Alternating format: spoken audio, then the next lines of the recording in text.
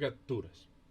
Las fracturas son ocasionadas cuando el material o los materiales fallan y no cumplen las especificaciones que fueron diseñadas.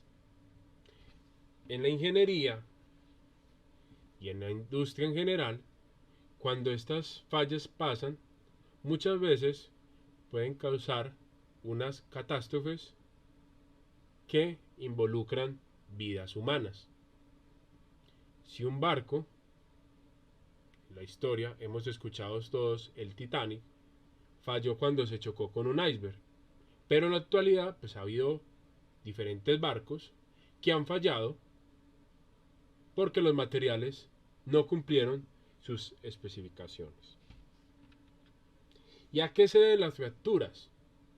Simplemente el material ya no soporta el esfuerzo al cual fue diseñado. Existen dos tipos, fracturas dúctiles y fracturas frágiles.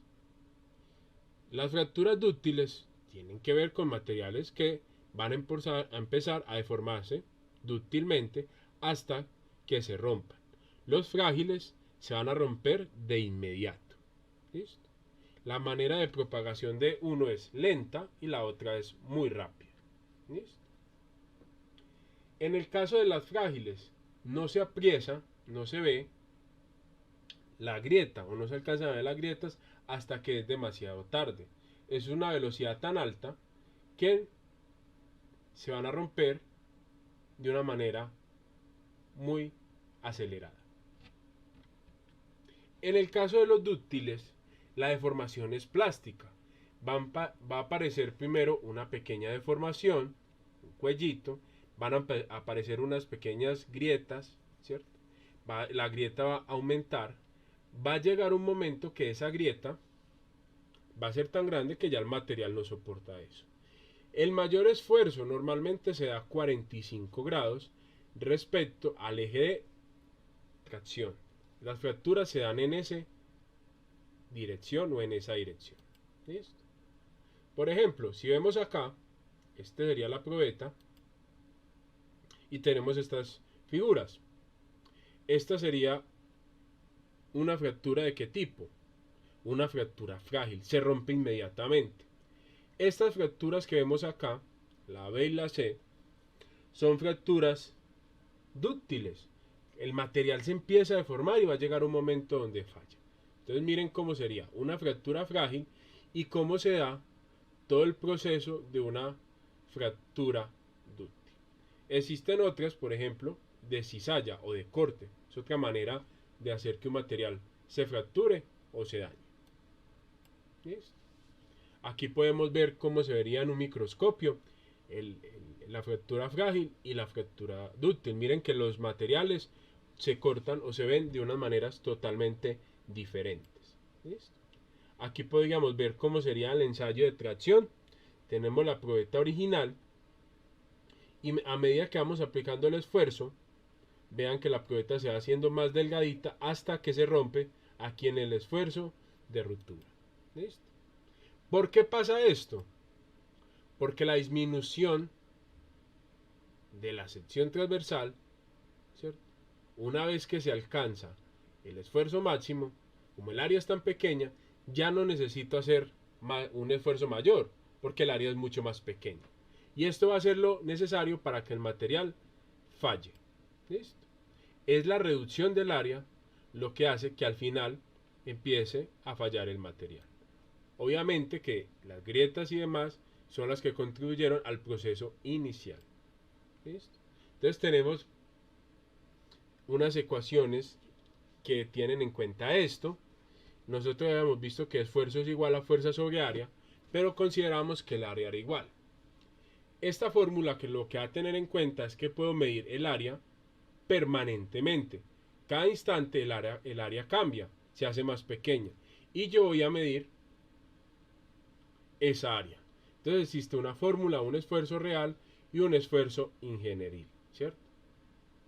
El real se hace calculando la carga en ese momento por el área de ese momento. ¿Listo? Esa es la diferencia entre uno y otro.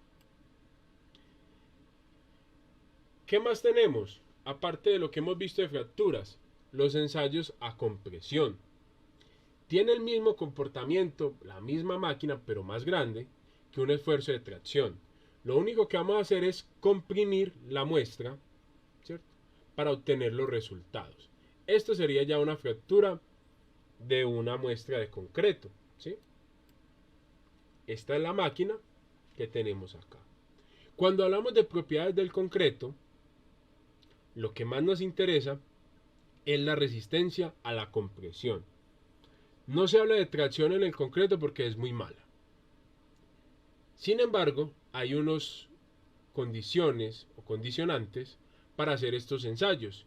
Y es que el concreto se demora 28 días en alcanzar su resistencia máxima a compresión.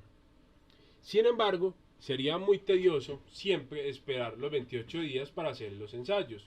Entonces existen unas normas, ya han sido muy estudiadas, para saber si yo, por ejemplo, ensayo la probeta al día 1, equivale a un 16% de la resistencia máxima, al día 3 un 40%, al día 7 un 65%, al día 14 el 90% y etcétera. Entonces yo con esto puedo predecir cuál será mi resistencia y saber si no cumple las condiciones que yo quiero. ¿Listo? Esto es un ensayo de compresión sencillo y existen muchas medidas, muchas especificaciones. Normalmente para un concreto reforzado que necesite 3000 psi se hacen las siguientes mezclas: 1 de cemento, 2.2 de arena y 2.3 de grava. En metros cúbicos sería equivalente a esto, ¿cierto? Hay que adicionar 388 kilogramos de cemento, 0.62 metros cúbicos de arena y 0.68 metros cúbicos de grava. Por cemento se adiciona esto. Miren que hay un montón de fórmulas solo para calcular una concentración de cemento que aguante este PSI. ¿Listo? Esos serían los ensayos de compresión. ¿Qué más ensayos se pueden manejar? Los ensayos de dureza. Los ensayos de dureza son simplemente un punzón en diferentes formas, pueden ser pirámides o unas esferas que son muy duras, pueden ser de diamante o aceros tratados térmicamente muy duros, y lo que van a hacer es rayar el material, ¿sí? Ustedes van a aplicar una fuerza y esa esferita va a entrar en el material, o la pirámide va a entrar en el material. ¿Qué vamos a hacer? Van a medir la huella, qué tan grande es el huequito que dejaron, y comparado con la carga, me van a decir qué tan duro es. ¿Listo? Existen diferentes ensayos de dureza: Britnell, microdureza Vickers, Noob, Rowell A, Rowell C, etc. Cada uno de ellos se utiliza para dar una medida de dureza, ¿sí?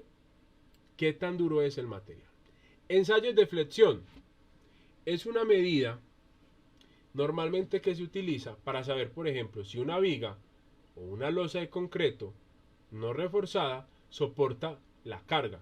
Entonces, ¿cómo consiste esta norma? Como ven, esa viga está apoyada en dos puntos, 1 y 2, simulando las columnas donde está apoyada.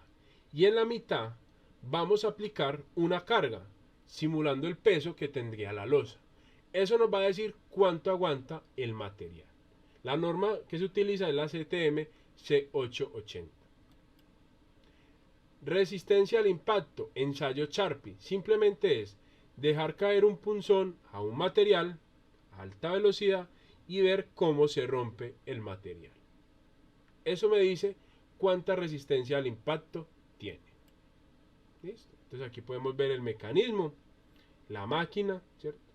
Esa probeta tiene aquí un huequito, una entalla para que facilite la ruptura del material, y eso nos va a decir qué tipo de fractura es, si es fractura dúctil o si es dúctil frágil o frágil, ¿cierto? Ese se puede analizar, esa muestra, para saber qué tipo de fractura es. Aquí vemos la muestra y esta sería la versión del microscopio viendo los defectos de cómo quedó el material. Es una fractura dúctil, ¿sí? Podemos ver que el material se deforma, pero no se rompió del todo. ¿Sí? Esta sería una fractura frágil. Miren que el material se rompió en dos partes y no quedaron unidas. Esa es la diferencia. Miren que aquí hay como un corte en la vista del microscopio, como si lo hubiéramos cortado a la mitad. ¿Listo? El otro ensayo, que más se conoce, es el ensayo de fatiga. La fatiga es el cansancio por repetición de tareas. En este caso, es muy común de los motores, de los ejes o de estructuras que tengan cargas cíclicas, puentes, entre otros. Lo que se hace es que se le aplica un esfuerzo una y otra vez hasta que el material se rompa. Con esto terminamos la parte 3 de propiedades de los materiales.